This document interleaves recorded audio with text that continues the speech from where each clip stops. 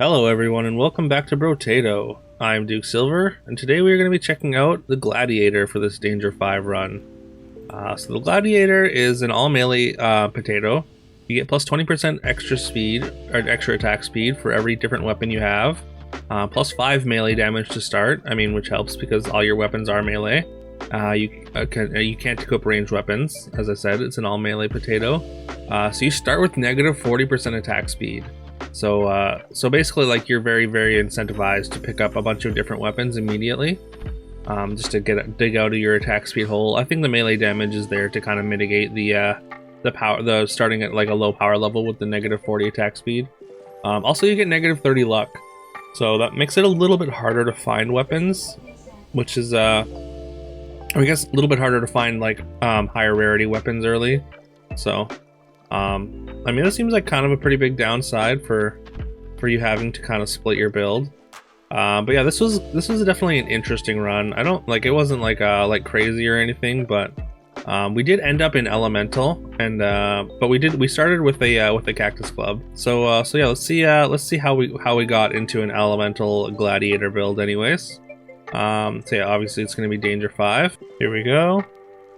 So yeah, you can see just how slow our attack speed is with this negative from our starting. We started with negative 40 attack speed. That's slightly because we have one weapon right now. But yeah, you can see just how slow our attacks are. I don't want to say struggle with wave 1, but we didn't get through like super easily here. And you can see Cactus Club is both primitive and heavy, so we're going to be looking for primitive weapons as well. We're going to lock a couple more there. But yeah, we get to we start with the torch and the hatchet as well as with the Cactus Club here.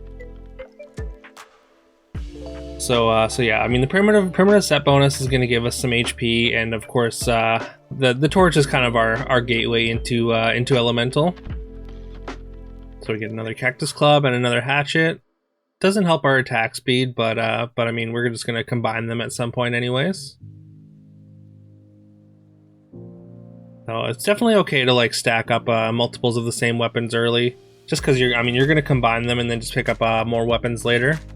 I do think it's worth it to try and climb out of the luck hole a little bit. You start at negative 30, so if you can get that up into the positive, then I think that can pay off for you because you can find higher rarity items early, depending on how much you invest in it. But it does take quite a bit of your resources to do that. So, all right, still we get a level 2 torch now though. I think that's kind of the catalyst for why I ended up going for elemental here. And like torch does apply like a decent little burn to enemies, but as a melee weapon, it's not great. So I think elemental in general is pretty hard to take down bosses and whatnot. So we're probably going to be focusing a little bit on just clearing enemies. We probably won't be taking down elites or bosses in this run. There's a spear, which is a very powerful primitive weapon. So that gives us another weapon here, and we're going to lock Piggy Bank as I've said in most of these videos. If I see Piggy Bank early, like I kind of have to take it. I just feel kind of obligated. It's so easy to abuse. And with such low luck, like we should be able to actually take a couple waves off and get this Piggy Bank going. I'm not sure exactly how far we go with it in this run, but should be able to see some Piggy Bank action. As opposed to last run where it didn't really do anything. There's the Piggy Bank. And we'll take a tree. Leave off with, we start out, we get like 20 materials immediately, so like it's not that bad. It doesn't cost that much, so if you just do that a few times, it does pay for itself like very easily, even if you're not getting like a ton of materials out of it. In general, like getting your money back is like basically like the base level of Piggy Bank. Like you're always going to get your money back. Our wave clear is actually pretty good here. The extra 5 melee damage helps a lot, and the fact that our attack speed is is at least in the positive now is definitely helping. Take a roll there and get some max HP. Alright, and there's a flaming brass knuckles as well as a level 3 torch, which we are definitely going to take. And there's also a snake in the shop, so this is where we make the pivot and we decide to go into elemental. So relatively early, wave 7 here. The flaming brass knuckle this early was definitely a big reason in just trying to really lean into the elemental side. Also, I figured I would just try something different with this run. I'm sure that if I were to really focus and try multiple times on the Gladiator to make elemental work, we could probably get an even more optimized version, which is maybe something that I could do at a later date once we're finished all these initial Danger 5 runs. Definitely let me know in the comments if that's something you'd like to see. Alright, take some elemental damage, and we get a wave 8 Vigilante Ring, which is fantastic. Percentage damage is going to be very good for us. That affects our burn damage as well as our melee damage here.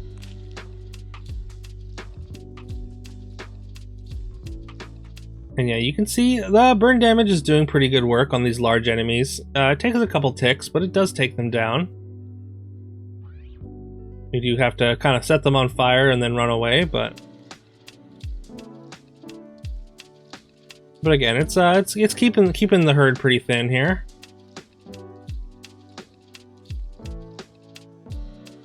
And yeah, and we definitely want to get more snakes here, because we have got weapons that set things on fire, and snake, every time you set something on fire, it sets one additional thing on fire. There's bandana, which is pretty much useless for us. Alright, wave 9 here. Since we're all melee weapons, generally wave 9 is kind of a breeze, just like our money making wave. Just because melee weapons don't need piercing to go through enemies. They just hit everything that they touch. Whereas with guns and whatnot, this weapon or this wave can be a bit challenging unless you have weapons with piercing. But I think melee weapons just in general trivialize this wave. As you can see, we're having no trouble at all.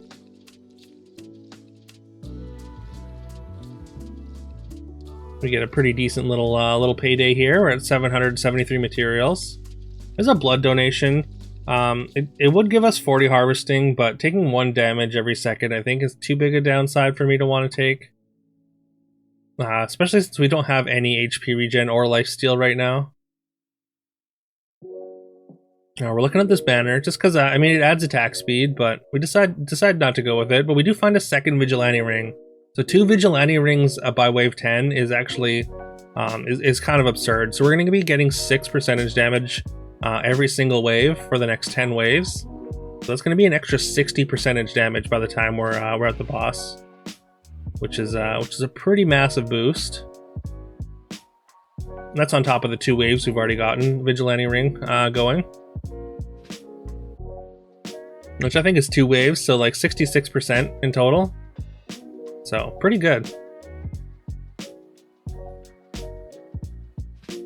And yeah, you can see wave 10 is generally where the difficulty starts to spike. We are starting to take damage. Our wave clear's not it's okay, but it's not anything special here. We definitely, we stay alive. We don't take too much damage, even with our relatively low health total, and we only have 4 armor. We do have some amount of dodge though, so that is helping us mitigate some damage as well. Alright, these mummy enemies, as always, are definitely a test for your damage. And we do know, I think our melee weapons have a decent knockback, so we do manage to keep them off of us, but we're not taking them down super fast here. But we do have a lot of damage sources, as you can see all kinds of different numbers all popping up there. That's because we have, of course, a slew of different weapons, as well as we've got our melee damage plus our elemental damage doing work here. This is a horde wave, by the way. You can tell by the amount we're getting swarmed here. And yeah, we're up to 1,300 materials now, so Piggy Bank really putting in some work for us. There's an alien eyes. That's a secondary source of damage, but we haven't really taken enough HP to justify it. So we do just pass that up, and we take another tree though, and go with a decent amount of materials for our piggy bank here. All right. Yeah, we're taking down again. We're taking down these large enemies like relatively well. The mummies are a little bit harder, but the charging enemies, at least the unarmored charging enemies, we're taking down with relative ease.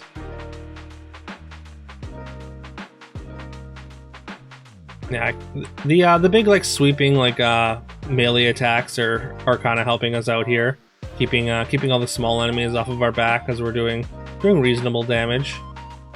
And any of the enemies that aren't going down from our melee hits are going down to the elemental from being set on fire.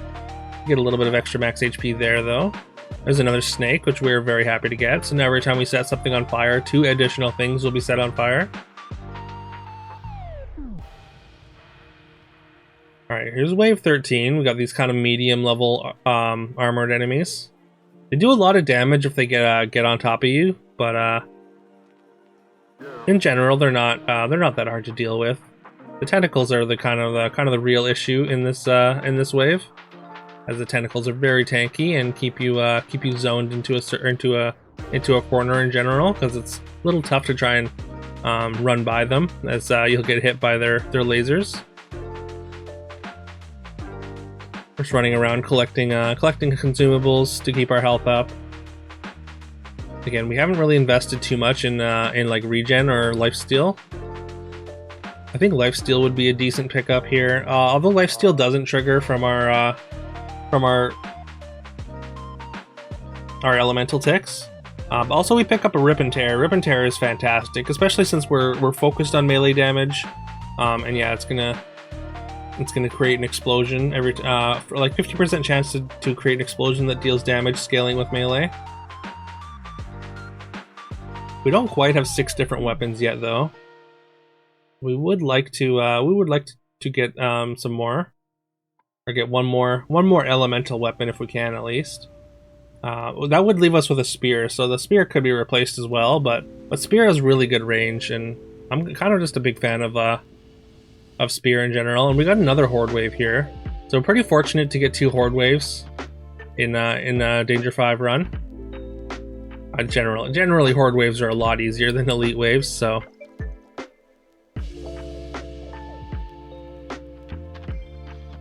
Yeah, you can see our melee weapons just doing work against these hordes, just like they do in wave 9.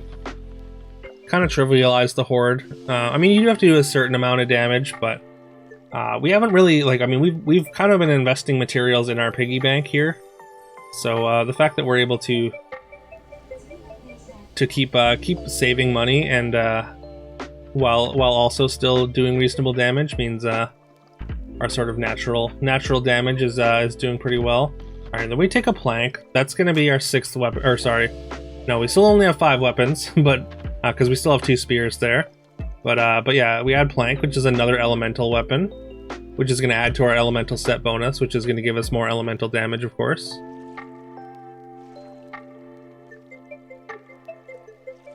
And it's also an explosive weapon, so like it helps. I mean, our wave clear I think is already very good, but it just increases it that much more. Also, it's got a pretty big arc when it swings. It doesn't have a lot of range, but the fact that it has like a big arc when you attack with it means it hits a lot of enemies generally if they're swarming you.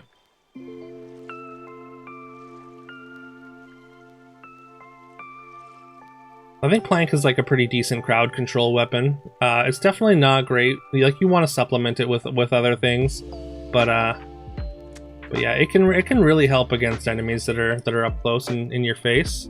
Get a level 4 speed upgrade there, and then we get a level 4 torch. There's another plank which we are going to take to upgrade our plank, and there's eye surgery, which we do skip, which was definitely a mistake, 100% a mistake, because we are setting things on fire, so having them take damage faster is pretty important. Also, we skipped the alloy. I think just because we don't want to lose dodge And then we're not going to take the wings because we don't want to lose elemental damage. Alloy has like more positive stats than negative, but I think losing out on dodge is a little bit too much of a detriment. As I mean, of course we need to be able to stay alive. Like we're controlling the crowds pretty well, but being able to survive any hits to get through is also going to be pretty important. And we've got 4 snakes now, so we can set a lot of things on fire. Again, really wishing I'd taken that eye surgery at this point. Yeah, I'm maybe I thought it was alien eyes and just passed it off there, but yeah, I think that was definitely a pretty big mistake. But I mean, we're still doing pretty well. We just got a second rip and tear, which is amazing. And there's a strange book. So strange book is an item you don't really get to use all that often, so it's kind of exciting to pick it up here. Strange book says you get 1 engineering for every elemental you have. So now we can take just random turrets, and they're going to be very, very effective. Also, we finally find a lightning shiv, which is going to be our 6th weapon, and finally another elemental weapon as well. Here we get our first and only elite fight of the run.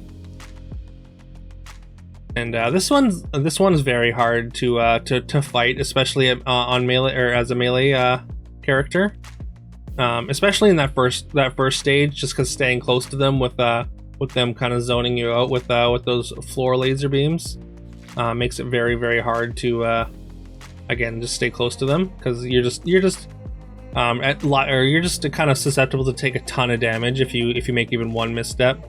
You can kind of get closer to them in the later stages when they start throwing them out more randomly, but as you can see, I mean, we're still having a little bit of a hard time dealing with these mummies on wave 17, where it's like wave 11 just kind of amped up with even more mummies. But the fact that we're not able to take them down fast enough to engage the elite means we're not able to put on any real pressure. So we weren't able to take it down. We get a couple turrets. Or sorry, I guess we didn't take any turrets, but we could have taken a couple turrets there.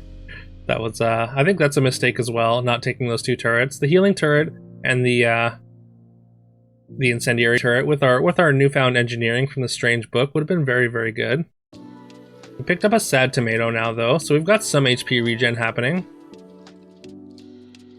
And wave 18 can be a little bit scary, but with the wave clear that we have, I think we're in good shape. Like they're not particularly tanky, so we're able to pretty much knock them down in just like a single hit, making them relatively easy to control as opposed to like the mummies. And yeah, we added a thunder sword as well, which is basically the same as a lightning shiv, just more powerful and more rare. It's just another melee weapon. It's another elemental melee weapon. And we did keep our spear. I mean, it's a level 4 spear, so it's hard to get rid of. We get our level 4 plank now. And there's another 2 turrets, Tyler and a medical turret, which we do pick up finally. I think I finally recognized that we have that engineering from the strange book that we took earlier. And yeah, now we're trying to spend as much money as we can without losing too much to rolls. So I generally, like when I've got like a decent like hoard of money with piggy bank, I try and start spending it on wave 18, because you don't want to be rolling too much, because you just end up losing a ton of that money to rolls, as the rolls the cost of rolls stack up pretty fast if you do too many in one shop.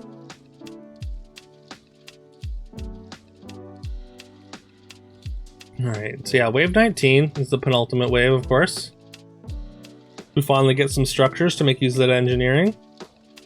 I mean, the engineering actually does help our planks as well, because so planks scale off melee, elemental, and engineering. Those are 3 stats that we actually have a pretty good abundance of. So plank is almost the perfect weapon for us here. The fact that we're only allowed to have 1 really is a little bit tragic, but as you can see, our wave clear is pretty decent. It's not incredible, but it's definitely good enough to keep everything off of us. We're not getting swarmed. We took a pretty big dodge upgrade there, which is really nice.